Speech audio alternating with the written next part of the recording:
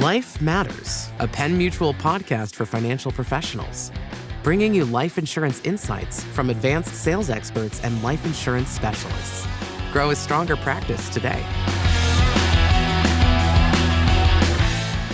Welcome to Life Matters, a Penn Mutual podcast. I'm your host, Bill Bell, Vice President in Advanced Sales with Penn Mutual, and I'm so excited to welcome you to this very special episode of the podcast. In fact, it's so special, it turned into 2 episodes of the podcast. Now, if you listened to the trailer episode that we did, and I know tens of you did, I said that at some point there would be additional voices on the podcast, and this happens to be one of those times.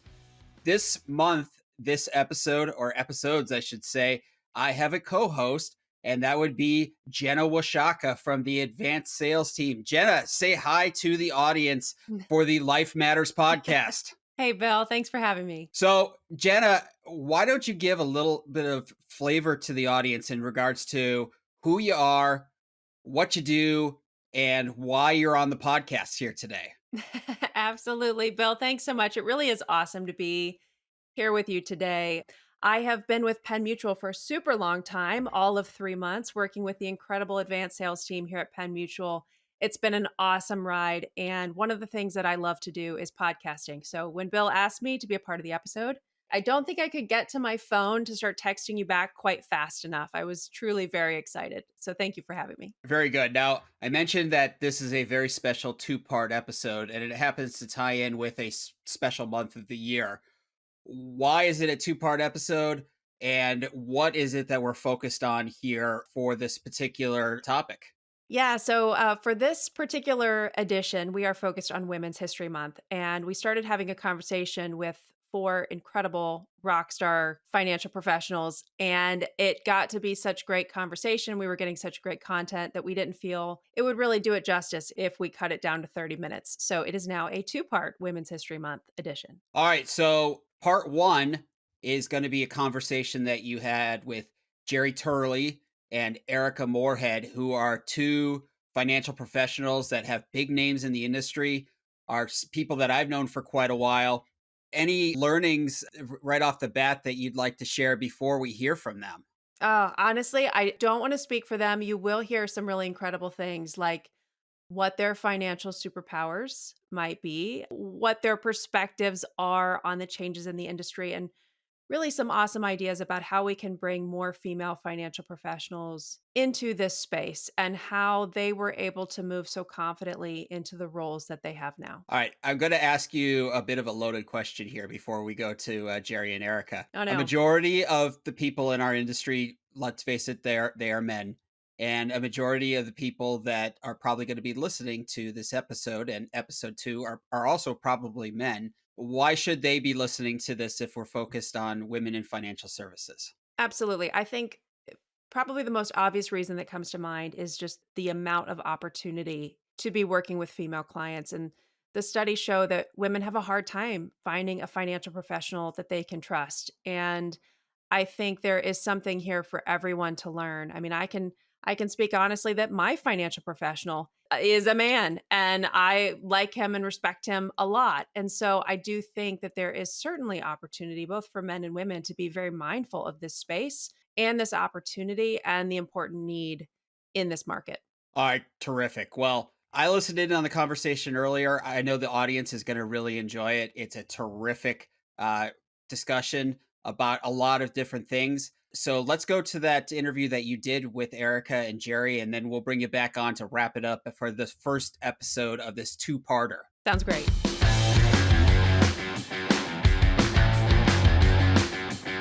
Jeri, Eryka, thank you so much for being with us today on the podcast. We are truly honored to hear from the both of you. Really appreciate you giving of your time to be with us today. And we are recording on Valentine's Day, which is kind of special. I've been calling it Galentine's Day. I love it. I love talking. It's like talking about all of these issues on Valentine's Day. But all right, I have a quick icebreaker to get us started. You are kind of superheroes, but let's say you are a financial superhero and you're the kind that wears a cape. So you have some kind of financial superpower. I don't know if it's like a wand that you have, something you can weigh, like if it's a maybe a lightsaber. I don't know. But if you had a financial superpower, what would it be? Whoever thought of something first can go first. Ooh, interesting. It is interesting. Jenna, I'll take it first. First, Eryka, Jenna, so great to be with you both today. I think if there was something that I would use in terms of it being a superhero, I would call it energy dust, Jenna. I think we talk a lot about our time management, and that's important. However, what I feel like I'm learning the latter part of my career, this side of my career, is it's all about energy management for me, not so much time management. I would say that would be my superpower, would be energy dust. That's amazing. I love that. Eryka, what about you? What is your superpower? Yeah, so like a radio wave that I could transmit kind of came to mind. I think our industry for both, consumers, advisors, it can be very complicated at times. So the way to just kind of take that knowledge and just poof, send it out there and like zap it into the minds of everyone, I think would just make life a lot easier if all the technical stuff and the terms and the things that we needed to know were just like an encyclopedia that had just been zapped into our brains. That's fantastic. I love it. Well, Jeri, I want to start with you. You are objectively, verifiably kind of a rock star in the industry.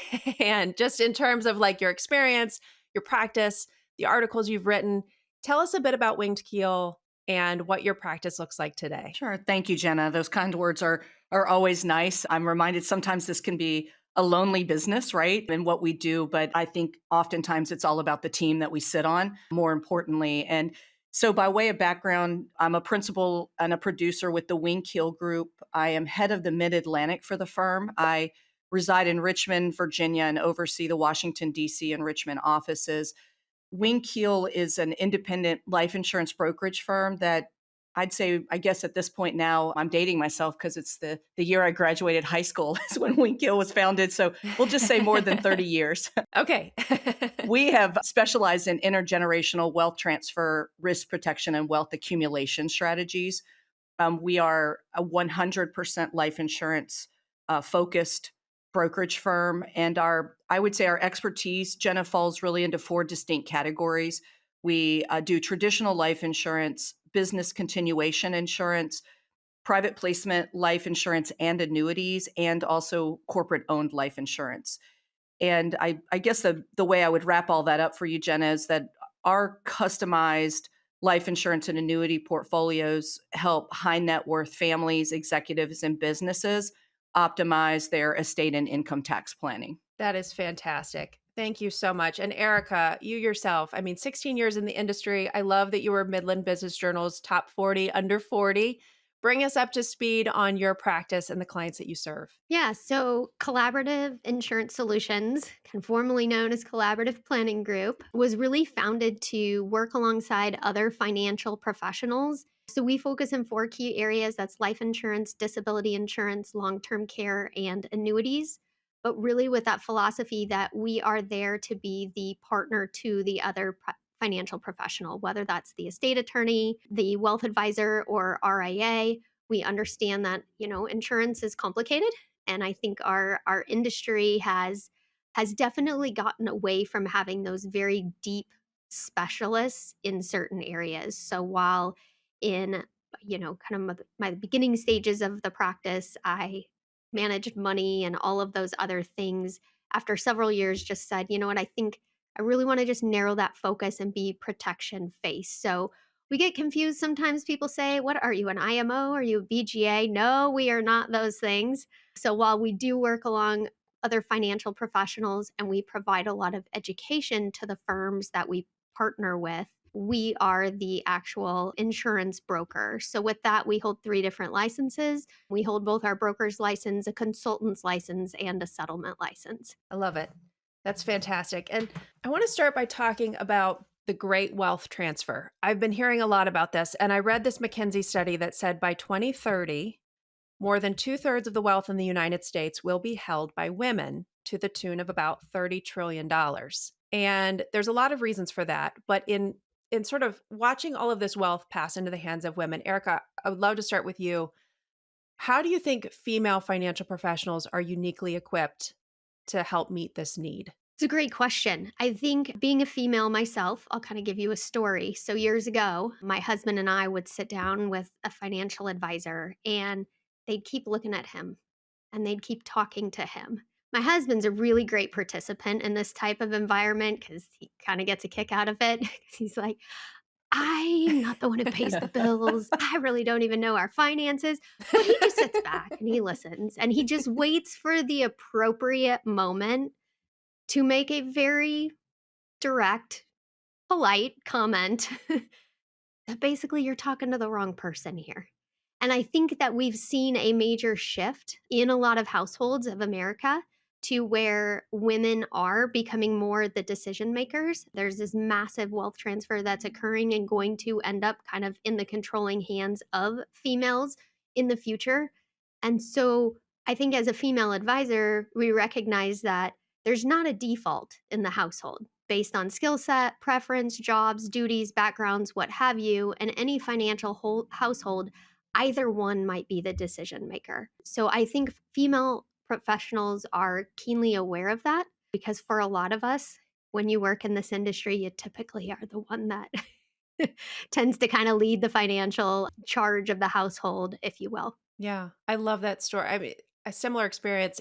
We met with our first financial professional, and he was not ours for very long, but he didn't ask me sort of who I was or what I did or anything. And he explained, he looked at me when he said the words IRA and he spelled out what IRA stood for. And I'm like, Right. this is what I do, And you don't want to necessarily fault someone for something that silly, but at the same time, it did really rub me the wrong way that it's like, you don't know the first thing about me or what career I'm in that you're explaining that to me. But Jeri, I would love to hear your thoughts on this too. Wow, it's so interesting, Eryka, because I have had that exact same situation in pretty much everything we do in our household. I think the expectation is the male counterpart drives those things. And what I've learned is particularly with professional business women is we not only tend to do this in our business, but we tend to manage those things at home as the same. So very similar background. And Jenna, it's interesting. I think at the outset, the thought I had when you brought the question up is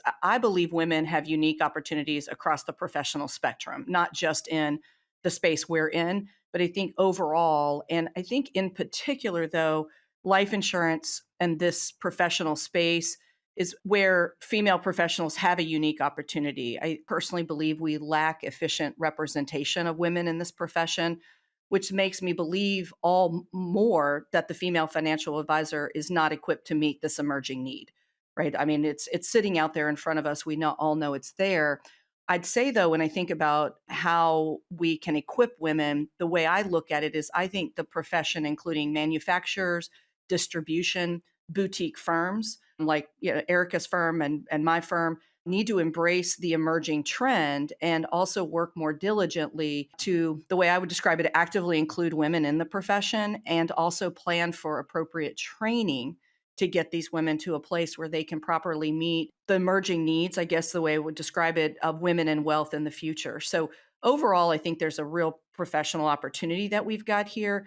I do think, though, we've got to be a bit more intentional about it. And I know we'll talk a little bit more about sort of ways to do that in terms of recruiting and retaining women in this profession.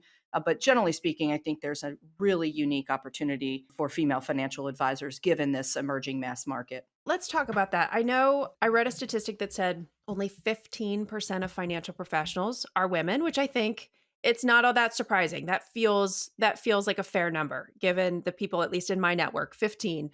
What were some things that you did and Jeri, I'll start with you. What were some things that you did to move confidently into this space? And how would you encourage firms to recruit and retain more female talent? It's the big question, right? It's like we all know that it's there, right? I wouldn't even call it a problem. We know what the opportunity set is, right? And then it's how are we intentional about getting to the results that we're looking for? And it's interesting. I came into this business in 1995. I actually answered an ad in the newspaper for a case design analyst position. So I'm aging myself a little bit because I don't know that newspapers advertise jobs anymore.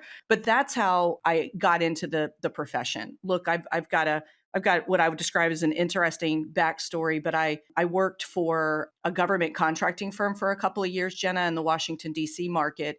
and made the decision to move to Richmond for really personal matters. But, I knew I had a business degree. However, I didn't step into this profession expecting I'd be here longer than, quite honestly, a few years. And I never thought it would become my long-term career. I had a job. I didn't even know exactly what it was that I was going to do. And we've talked briefly about it, but, in terms of like barriers to entry right into the profession and how we can do a better job. And I personally did not feel like I had a barrier to entering the profession. I will tell you, it was not typical for a female to be a case design analyst, right? It was the numbers person. Women did different things in my firm when I first started in the mid 90s. I did not enter a traditional sales role. Instead, I came through the financial analytics side of the business. I moved from case design analyst to service analyst to underwriting. I ultimately oversaw our client service and underwriting disciplines, and I eventually grew into chief operating officer and CEO of my prior firm before joining Winged Keel. And so I would say, as I've spent my time in this career and I've looked at my path, like there are more women in the room today than I've ever seen. It's still so underrepresented. And I've got some thoughts about like recruiting and that sort of thing, Jenna, that I think we'll touch on. But generally speaking, I think the biggest issue that we've got is recruiting women first. And then we've got a whole set of circumstances we have to deal with on the other side. So I'm sure more will follow. But generally speaking, that's the path, Jenna, that I took and sort of how it landed me into the role I have today. I love it. Eryka, what about you? How did you move confidently into this space? Or maybe not so confidently, but you're here now. So I actually went to engineering school. Okay. And if you want to find another profession where there just have been not a lot of females, I would say that school prepared me very well. Jeri, it's funny finding just some similarities throughout our story. Kind of one of the pivotal moments for me was actually getting a government job offer to go recode missile detection software coming from, the engineering program I was in. So pivoting later on after a few years at after a couple other jobs into the financial services industry, it wasn't foreign for me to be the only girl in the room. It was not uncomfortable for me to be dealing with math and technical topics. So I would say for me personally, it was it was a non-event. But there are times, even for someone like me who is not does not feel uncomfortable or half the time doesn't even notice if you're one of only a few females in the room. That's just kind of been the norm. But have been some times where I've been in situations in our industry where it does become blaringly obvious. A few years ago, we were kind of making a decision if we wanted to join a producer group, and I went through an interview process with a bunch of different producer groups. And all of these presentations I've being shown, it's like one slide of the leadership of the organization, and it's all men. And then the next slide is the service and administrative people of the organization, and it's all female. And for those of you, who haven't met me yet, I tend to kind of say what I'm thinking. And so in every one of these, I'm like, this is interesting. You mean to tell me there's not a single female that you have found in the existence of this organization that is capable or would bring value to being in a leadership position of this organization? And so I think that for a lot of people thinking about coming into our industry, especially if they're used to being in an environment where the male to female ratio is a little bit more balanced, it can be incredibly obvious. And in times we can even take and make it so much more obvious in certain situations that we put people in. So I do think that the industry has a lot of work to do. It's a fantastic industry to be in. As a mom of 4 kids, being able to have variety, opportunities to travel, this elusive thing called work-life balance that I think everybody's after, I'm convinced maybe doesn't even actually exist. But it is a fantastic industry if we can just take some of the perception that I think we as an industry still allow to exist that influences or can really turn people off that are thinking about coming into this industry. Jeri, I want to talk to you a little bit about recruiting strategies. You mentioned that you maybe had some ideas for how to crack the code. What are some ideas that you have that you'd be willing to share? So there are a couple things that come to mind there, Jenna. First of all, for me personally, I've made the point to show up in this space with confidence every day, right? Like, and Eryka, you probably will nod your head as we're talking through this, because I would say that the challenges as a female in this space are not simple, not easy, but I think a couple of things that come to mind for me, Jenna, when I think about recruiting and following up. I think the number one thing that firms, companies, businesses need to do is create opportunities for women, right? You've heard me use the word intention. I think there's got to be intentionality around a lot of things that we do, particularly when we're trying to grow the female base. I think of things like compensation. This looks and feels very different for women. The reality is it just does. I liken the real estate profession to women selling and distributing life insurance. There are a ton of women in real estate, right? In fact, it was a female dominated profession. And I could make an argument primarily still is. And they live on variable comp. But oftentimes when you're bringing women into this profession of life insurance, the variable comp is something you've got to think through. So I also think through things like flexibility. Eryka, you mentioned 4 children. Look, like the reality is managing a home, managing a practice and a business, not one you're just showing up and working in every day, but one that you're actually managing and growing, is a balance that we've got to think. I personally don't know that work-life balance exists, Eryka. I think you just got to know that there's always going to be an imbalance, and you've got to be sure to nurture those facts. I think also, Jenna, women need to see a path for success while having the opportunity to play an active role at home as well. I think I just touched on that briefly. Not all salespeople start in a sales role. I think I mentioned, like me, I only started in a full-time sales role 5 years ago when I joined Winged Keel. And I think about we've got to look to find and groove the next generation for the space. And the fact is they may be sitting right in front of you. I did a lot of co-producing. I did technical marketing. However you want to name it, but I was never full-time doing this. And I don't know, I think my team at the time maybe saw potential, but they weren't really leaning in to have me do it. It was a little bit of, not that I was pigeonholed, but it was, you're doing really, really well at what you do for us now. And that's a hard thing to move somebody from, right? If you're doing something really well for a firm, it's hard to go, oh, but I now want to go out and do the sales side of things. So I think just look around your organization and see what's possibly there. A couple other things, Jenna, if you don't mind, is think about the products from a manufacturer perspective that would cater to females. I think about things like, how can companies do a better job highlighting the benefits of products and why they are of value to women and their families. We talk about this even in different ethnic backgrounds, right? There are products and there are programs that are intentional on how those families act and behave. And I think about that as women. And then the last thing I'd say, Jenna, is have the hard conversations.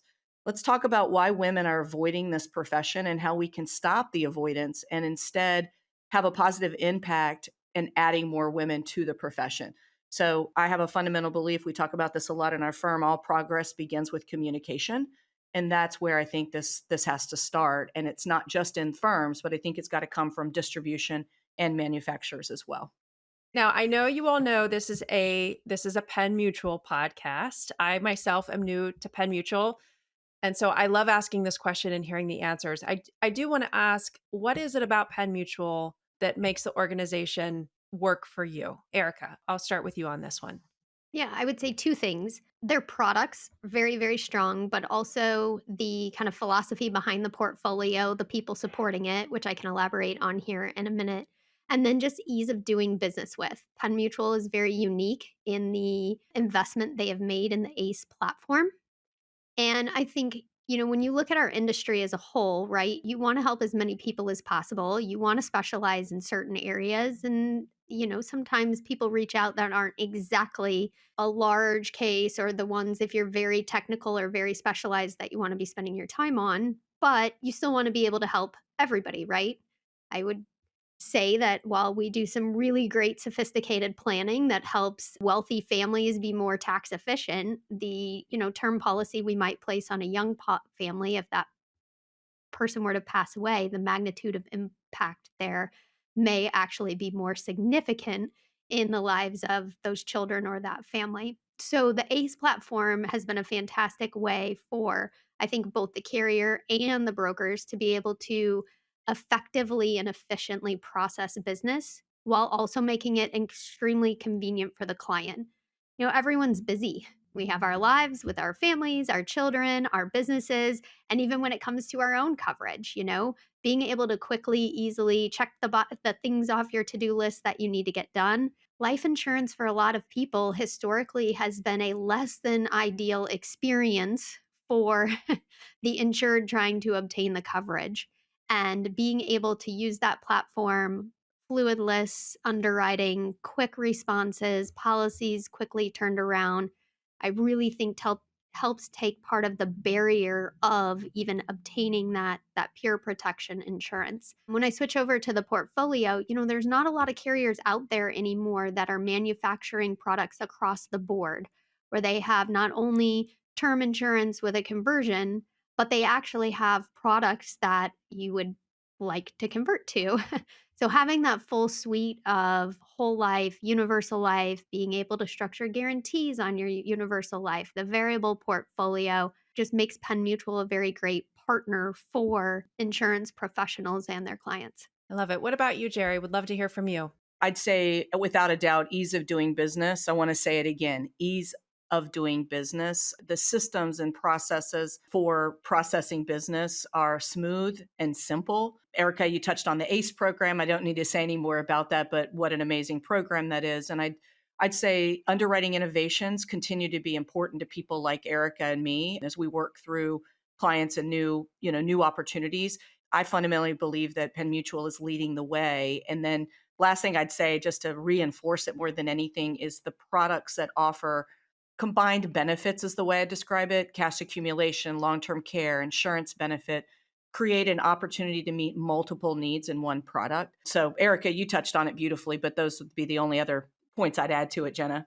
Now, it does occur to me there may be some financial professionals listening to the podcast who don't know what the ACE platform stands for or what that is. Would either of you like to just give a quick explanation, speaking financial professional language, to to another advisor as to what that program is and why it's a differentiator? It is Penn Mutual's kind of accelerated intelligent underwriting program. So it allows your clients to complete the life and health questionnaire, and that be then returned to you where you can see if your client is going to kind of get a preliminary offer before you're even structuring the actual application and formally applying. It's a very nice tool because if you don't do a lot of pre-screening medically in your practice, it gives a secure way for your client to complete that questionnaire.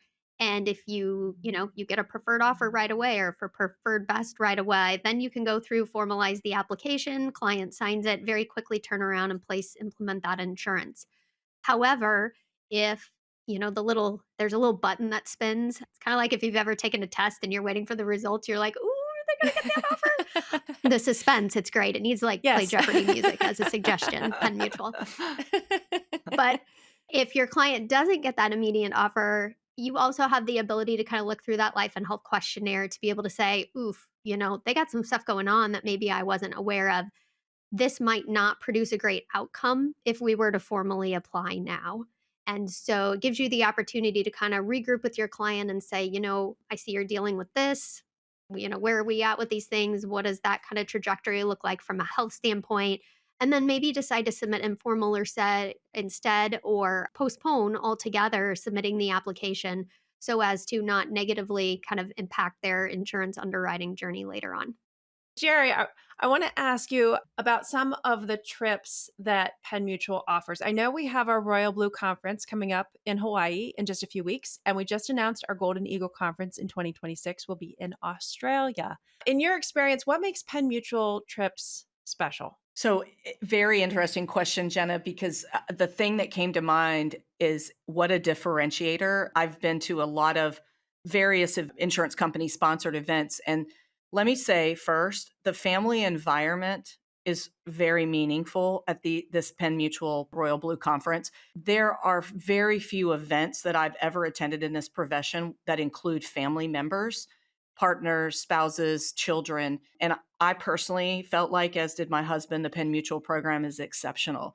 There was an amazing balance, or there is, I should say, an amazing balance of business and fun on these trips. And I personally have appreciated how Penn Mutual manages to commingle them so beautifully. The last item I would say, and I think this applies to anything that we do here in this profession, is just meeting new people. There was plenty of opportunity. I find these insurance conferences and events to be beneficial because it gives me exposure to people I may not otherwise meet along the way. This is a perfect example, Jenna. Eryka and I have not met before, and this is a perfect way of meeting somebody new. So I just say truly the Penn Mutual trip is one of the most relaxed and enjoyable I personally have ever taken. That sounds nice. Eryka, anything you'd like to add? I would like to add that the marketing to the children is brilliant. Like sending the packages to our houses, my kids ask each year, Mom, we're going on the Penn Mutual trip, right? Like, you guys don't even have to ask me. I now get, my quota, my pressure at home from my children wondering, like, are we going on the trip this year, Mom? You're going to do what you need to do, whatever that is. So brilliant marketing there, by the way. But my children have made friendships with other families. We even met a family and ended up traveling internationally with them because we all met on a Penn Mutual Golden Eagle trip. And then all of our kids got to kind of get together after that at the Royal Blue. So truly that family experience has been wonderful. And my family loves those trips. That's awesome. That's incredible. Thank you so much for sharing.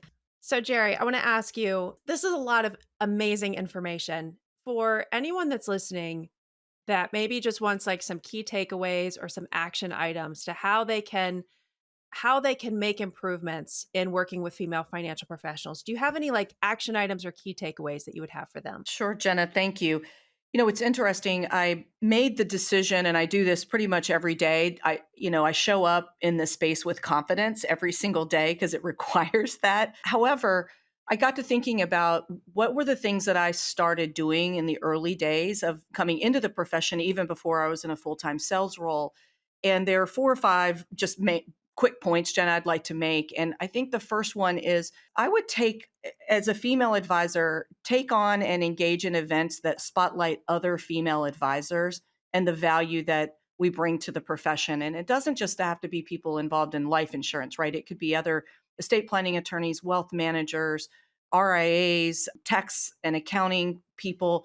But it's important to me because as I was doing that in the early parts of my career, it allowed me to see success stories and bring them to light and highlight other women, either in my local markets or in the profession as a general, because I believe that other women have to see a space where women are championed and they're winning and are successful. A couple other points I'd make is I have purposefully engaged in speaking opportunities, study groups, planning groups, and anything that could positively highlight my activity in the space. So I think it's important to get engaged, right? Get involved, get engaged. I also made a special point to write and publish. There are lots of opportunities to do that. It gets your name out, it gets your expertise out, and it can allow other female advisors to become an advocate for the space and a resource for other women. 2 last things I'd add, Jenna. One is consider co-producing and working with other male and female advisors. Sometimes that experience alone can catapult you into new opportunities. I believe the more minds, the better. That's my opinion. But I think about co-producing with other men and women. Eryka, you mentioned partnering with people and other professionals along the way. I think that's incredibly important for women to do. And the last thing, and I have mixed feelings about it. It's probably the generation that I grew up in, but I think it's really important for female advisors to establish their brand. I've been working on my brand for almost 30 years, and the work never stops. My brand has definitely changed along the way. And I think it's really important to stop and celebrate the wins and also make every loss a learning opportunity. So always be thinking about your brand and how you're out marketing and telling your story. So hopefully those, Jenna, are a few takeaways that people can think about, women in particular, spotlighting other women, getting engaged in study groups and publishing and writing, thinking about your brand, and also thinking about, co-producing, because I think there's just a ton of excellent work that can come out of those opportunities. That's amazing and so helpful. And I don't know about you, Eryka, but I think Jeri's brand needs to be some kind of like superhero with the energy Yeah, dust. I for can like sure. see this. I can Yes. see this coming together. Yes. I don't know. For Eryka, sure. what about you? Any key takeaways that you think anyone listening should know? Yeah, so the only thing I would add to that, I think Jerry summed that up great, is just when we think about being kind of a student of our craft in this industry, we think about tax, we think about, life insurance riders or medical conditions for underwriting that we need to know. But I think as females, especially those of us as moms, don't underestimate the skill set we have just in momming the process, as I like to call it. We are used to juggling five things at once and being talked at from three different directions and having to keep very organized and be very quick and efficient with the things that we do. And I think a lot of our clients out there appreciate that type of responsiveness, the type of experience that they get in working with somebody who's really going to own the process, whatever it is. So, if it's the implementation of insurance, if it's the establishment of a trust, I'm not the attorney going to set up the trust, but I truly take that kind of same mom role with that client, making sure that all the things get handled, the necessary steps and sequence get taken care of. And clients really value and appreciate that. So I do think as women, we do have a very natural skill set, just kind of that care and that motherly want to see it through and get it done while having 10,000 things all going on at once. And I do think that is a bit of a superpower that we all have in this industry. Absolutely. Could not agree with you more. Now, Eryka, I know we're getting tight on time. I did want to ask you, we know the industry is changing, right? From AI to machine learning to seeing wearable technology and underwriting. What trends are you keeping an eye on and what do you think are most important for our profession? Yes. So these wearables, let's talk about them for a minute. I think that there's an incredible amount of data that the industry wants to capture, needs to capture. There's behavior that can be incentivized for our clients that are in their just best interest altogether. I think the more as an industry we can work to centralize some of that, like for example, health insurance. You get a vitality program, but you can have that same program through a life insurance company or multiple other avenues. It's all the same vitality program, for example, but it's not the same program behind the scenes. So we see people having to wear maybe one device, but have multiple different logins, following different programs. And that in and of itself is becoming cumbersome. There's long term care products coming to market that want 90-year-olds to wear a Fitbit, which they're kind of trying to figure out how do I plug that in and what do I do with this and getting it to sync. So while I think it's definitely there can be a lot of power to it in our industry and a lot of benefits for both the carriers and our clients. We really need to find a way to make it easier to manage, easier to participate so that the various products that would like to access or incentivize behavior using that type of technology can streamline that experience for the end client.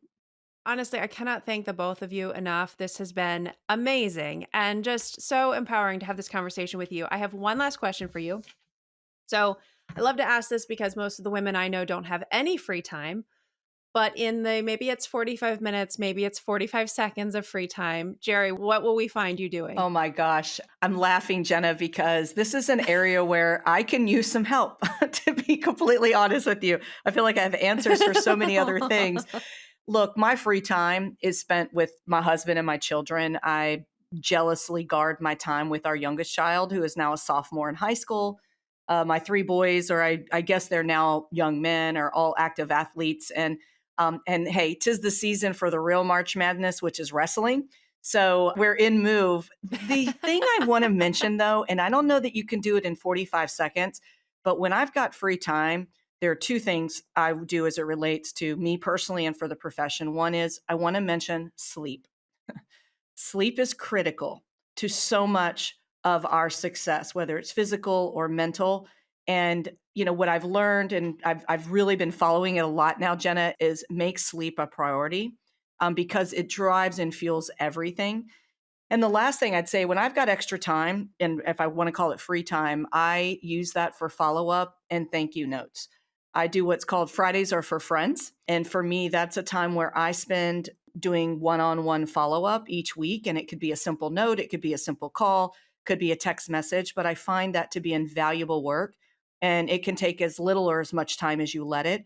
But sometimes those moments of free time you can use to, catapult you into follow-up and other opportunities. But I'm not real good about free time, Jenna. So those are my main things that I do. But sleep, I would tell everybody, women in particular, take advantage of it when you can. I love it. And Fridays are for friends. That's beautiful. I love that. Eryka, what about you? What will we find you doing? Yeah, Jeri, again, just another common thing. I don't do free time very well either. So maybe we can get, in the same therapy group for that. For sure. For sure. But if I have a bit of free time, it's likely like a Saturday or a Sunday morning and everyone else is still asleep and I'm awake because I am very strict about my sleep schedule, Jeri. And if it is not winter in Nebraska, you will find me on my deck with a cup of tea, just listening to the birds and looking out on the backyard there. But those times are definitely few and far between because, as I mentioned, Jeri and I suffer from the same the same condition, whatever that is. There's probably a different podcast for that, That's right? Oh, man. Well, again, the both of you, absolutely dynamite. Thank you so much for being here and for giving of your time today. We're so grateful to you both. Thank you, Jenna. Thank you for having us. Well, Jenna, man, what a conversation. That was so great. I learned so much from Jeri and Eryka, two of the absolute best financial professionals in our business. It's so many great takeaways there. I love the energy dust. I love the Fridays are for friends. There were so many good nuggets in there. Now that we're past everybody here in the interview, anything solid that you took away that you're going to be able to utilize in your position or that you think that the audience members should really focus on? 100%. I wrote down at the top of my page what Jeri said, which was that she made a choice to show up with confidence every day. I think that may be one of my new morning mantras, if you will, is to show up with confidence every day. I loved it. Terrific. All right. Well, that's going to wrap this part one of the special two-part episodes. A couple of housekeeping items before we go. If you have a question for me or for Jenna or Jeri or Eryka or anybody else associated with the podcast, you can send me an email to lifematters@pennmutual.com. That's a special mailbox that only I have access to, and I do respond to every single email that does get sent there. Also, if you listen on Apple Podcasts, be sure to stop by and leave us a review. Jenna said that she would be your best friend if you left us a 5-star review and wrote a nice paragraph about the show. I will also be your best friend, but you can't really have two best friends, so we'll let Jenna be your best friend this time around. That sounds good. But yeah, stop by. We love hearing from our fans. We love to hear what we could be doing with the podcast.